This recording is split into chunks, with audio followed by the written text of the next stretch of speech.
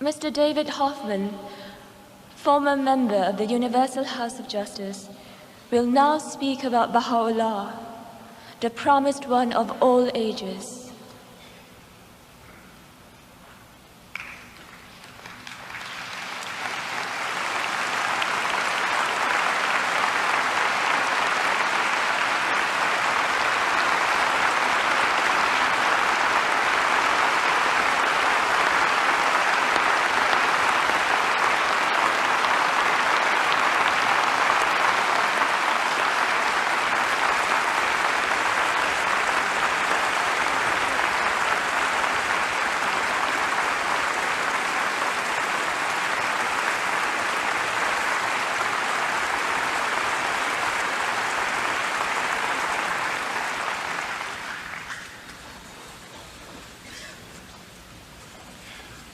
Amatul Bahar Ruhi Kanu, beloved hands of the cause, Janabi Furutan, Janabi Varga. Beloved friends, what a wonderful occasion this is. Make no mistake about it, it's an historic event that will go down in the annals of mankind's history. The fact that the first officer of this great city should have attended and proclaimed today, Bahá'í World Congress Day, is a potent evidence of the power of Baha'u'llah's covenant to accomplish his purpose on the planet. This great city, one of the greatest capitals of the world, within 100 years of the ascension of Baha'u'llah, has recognized his faith as a world faith, and you heard his own remarks.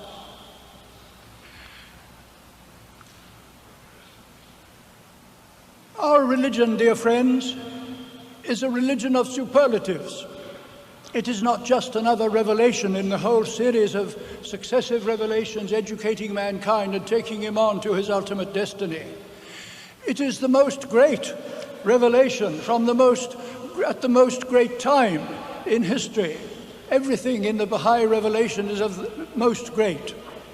Think of it, we have two manifestations of God to proclaim it.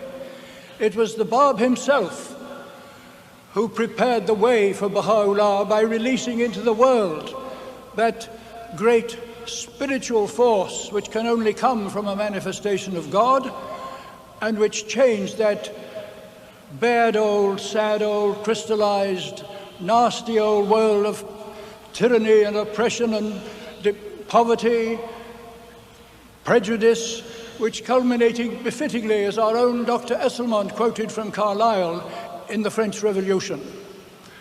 That event, right at the end of the 18th century, was the trumpet blast for the new age of mankind, the day of God, when God's great bounties are poured out in full measure upon the entire human race.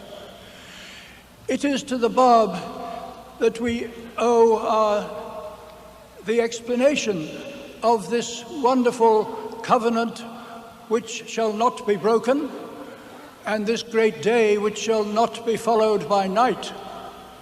It was the Bab who explained to us that daytime is when the manifestation of God is on earth, that's when the sun is shining. Nighttime is the period between the ascension of a manifestation of God and the appearance of the next one. So that after the crucifixion of Christ, until the year 622, that was a nighttime in human life. And from the ascension of Muhammad until the appearance of the Bab, 1,200 years and more was a nighttime in which the great civilization of Islam rose and declined. The civilization of Christendom came out of its dark ages and rose and declined to the end of the 18th century. And when mankind entered this period of chaos and confusion and terrorism and violence and breakdown of all the sanctions and subtleties and laws of human existence, make no mistake, dear friends, it is the revelation of Baha'u'llah which has caused this great confusion and chaos in the world. You may document that from his letter to Queen Victoria. The world's equilibrium hath been upset through the vibrating influence of this this new world order, mankind's ordered life hath been revolutionized. Through the agency of this unique, this wondrous system, the like of which mortal eyes have never witnessed. The like of which mortal eyes have never witnessed and have not yet seen it. We are hopeful of the future. We know that it's going to be wonderful, but no one has experienced it yet. It is entire speculation and resting upon the promises of God.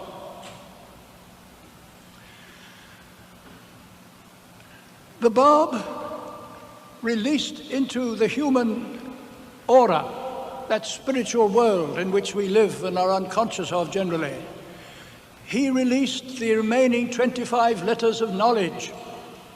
You know there are 27 letters of knowledge, and until the time of the Bab, God had only given us 2 of them. And it was the Bab who released the remaining 25, and therefore sparked off and sponsored that explosion of knowledge and invention and exploration and scientific investigation and social reform which took place in the 19th century. I ask you to think of the tremendous difference between the time of Baha'u'llah and the Bab and today. Baha'u'llah never rode on a train. He never rode in a motor car. I'm fairly certain he never pressed a switch to turn on light. His travels during those appalling banishments were done on horseback or on foot, from Tehran to Baghdad, and on that 1,000-mile journey across the plains of Ottoman Turkish Empire to Constantinople, on foot and by horseback. It is true that from Gallipoli to Egypt and Haifa, he traveled by steamer. But at that time, steam was just beginning to win its battle over wind, but he still sailed from Haifa to the most great prison in a sailing boat. The technical revolution which took place was due to this new power of mankind's intellect and invention to discover all the secrets of the material universe. But my friends, the social condition of the time was even worse. At the beginning of the 19th century, such concepts as world order or peace or brotherhood of man were either in the realm of science fiction or poetry. And that went on into the 20th century when people like H.G. Wells and Bergson and other Jules Verne and other writers of the early 20th century foresaw or were generally considered as seers when they talked about the brotherhood of man. But you think, when Baha'u'llah was born in 1817 in Europe, the Western world, it was if a poor man stole a loaf of bread, he could be hanged and his body exposed on a gibbet on a hill. If a poor woman couldn't pay the rent, she was deported to one of the great penal colonies, either of Australia or the southern states of America. The middle of the century, although it was lit up by a host of wonderful reformers, Lincoln, Wilberforce, Shaftesbury, Fry, Howard of penal reform, and beginnings of factory acts, was not adequate to give mankind the vision of a new world, that the exploration of the planet, the inventions of technique and so forth, they gave mankind greater command over the sources and the powers of nature. Instead of relying only on muscle power or wind power, at last technical energy was available to mankind.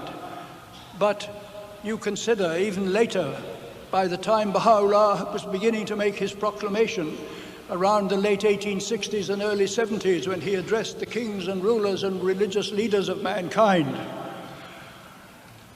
even by then, his teachings were anathema. The oneness of mankind, hopeless. People didn't want it. Equality of women, no, poor creatures, we can't let them have the same stuff as men. It was an impossible program which he offered to mankind.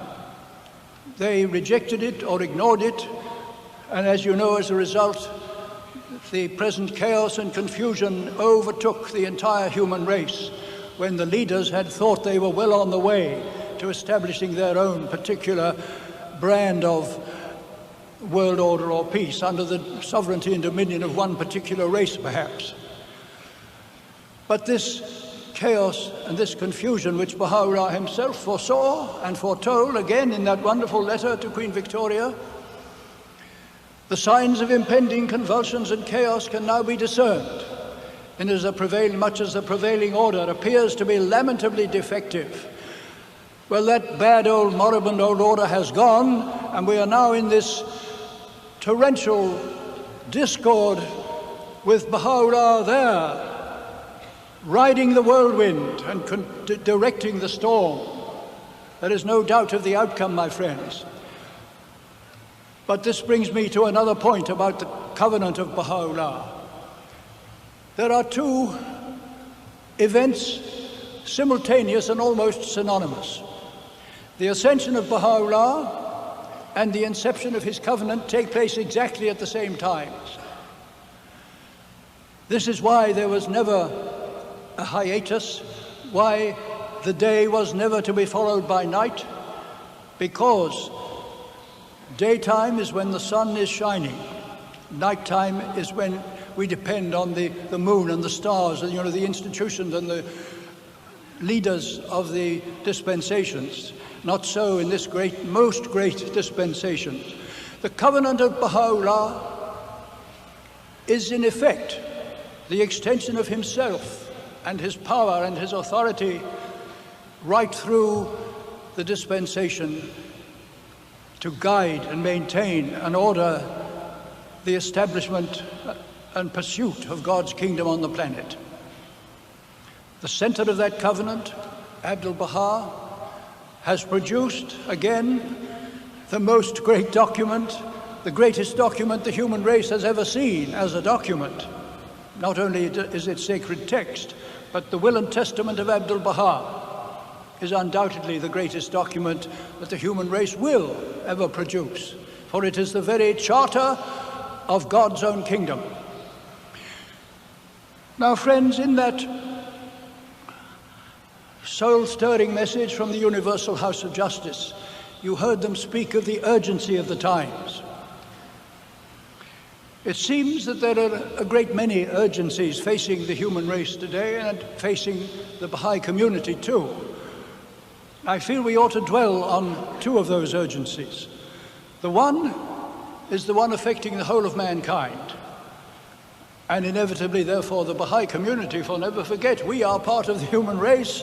We have to go through whatever the human race has to go through. We shall be affected by it and come out to the same glorious future as they will. That great challenge for mankind is now to become mature. The human race has come of age, and it has been given, through the most great revelation of Baha'u'llah, all the guidance, the powers, the knowledge, the vision which it needs to emerge, to transform from youth to maturity. This is the greatest crisis in any organic life.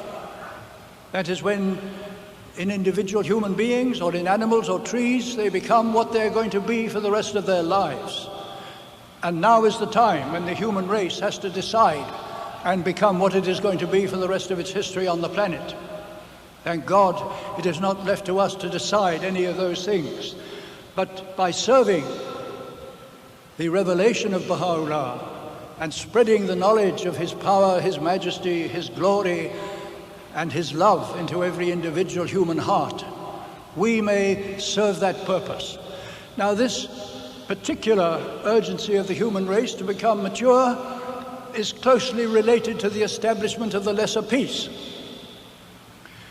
Our beloved guardian, on whom we could speak for ages and ages and never exhaust the wonders of his ministry, he was the one who expounded the revelation to us and showed us two processes going on within the Baha'i community coincidental with that great process of coming of age of the human race.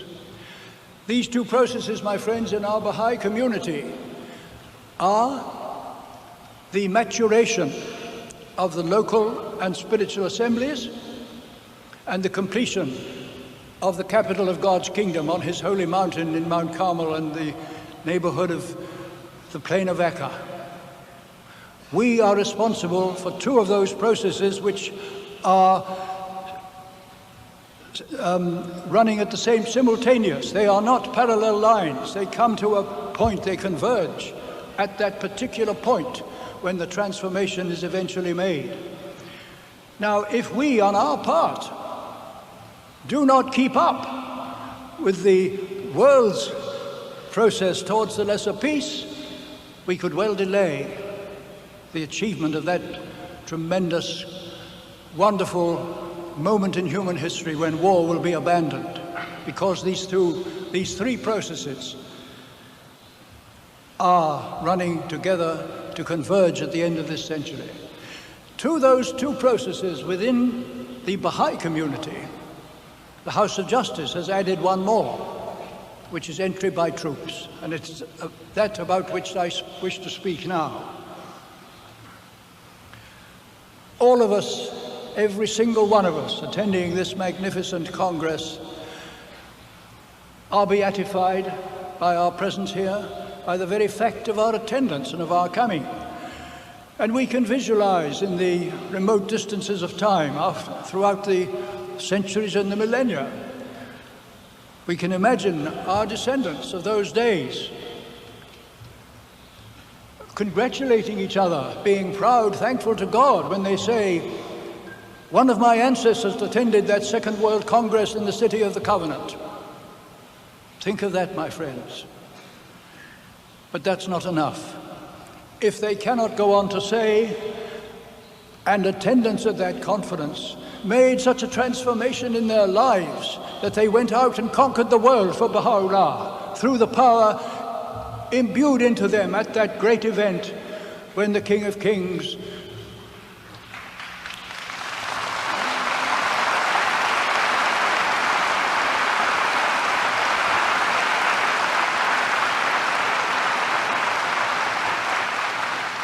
This is the significance of our great conference, friends, that we, the Baha'i world community, shall be now so transformed that mankind will never again be ignorant or heedless of the message of Baha'u'llah.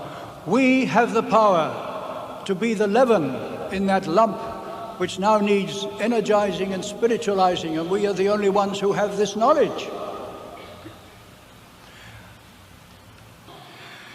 But now, my friends, that brings me to a more spiritualized, deeper concept.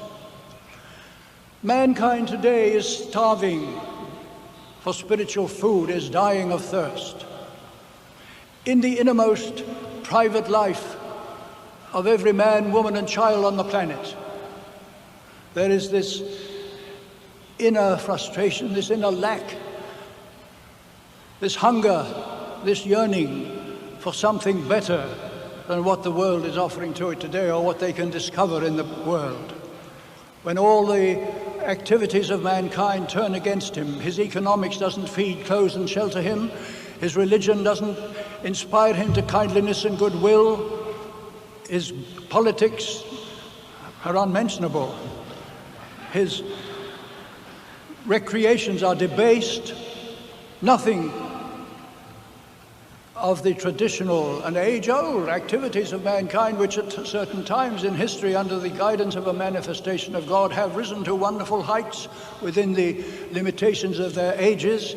Nothing today gratifies this longing, this yearning in the individual human soul, frankly, for the love of God. Therefore, this is our opportunity, for we know the source of that divine love, Baha'u'llah, the Prince of Peace, the King of Love. Lift up your heads, O ye gates, and be ye lift up, ye everlasting doors, was the cry of one of the great prophets of Israel. And the King of Glory shall come in. Now let us from this great Congress send a signal to the rest of humanity. Lift up your heads, O peoples of the world, and listen and hear the message of your Lord, your Creator, who loves you, who wants you to be happy and joyful and in a blissful condition of human felicity and brotherhood and peace on earth. This is the message of Baha'u'llah. It is easy for us now, having been educated chiefly by our beloved guardian, to know how the world system is to operate and to attend our 19-day feasts and to encourage our local assemblies. But this is not going to, the knowledge of that is not going to win hearts for Baha'u'llah. It might attract a number of philosophically minded people or economists and others, but it is only this flame of the love of God which burns in our hearts with which we can light the unlighted candle in other people's hearts. Let them know that Baha'u'llah is their haven in distress, their shield and shelter in their woe, their hope and refuge in his need, their companion in darkness and the loving friend in their solitude. This is Baha'u'llah for mankind, dear friends. Recall that wonderful song of the great Isaiah, anticipating the coming of the Great One in the great day of God, when all his bounties would be poured out upon mankind. He should be called Wonderful Counselor, the Mighty God, the Everlasting Father. And of his judgment and kingdom there shall be no end, and he shall reign forever and ever. That is Baha'u'llah, my friends. Baha'u'llah, Baha'u'llah, Baha'u'llah, Ya Baha'ul Abha.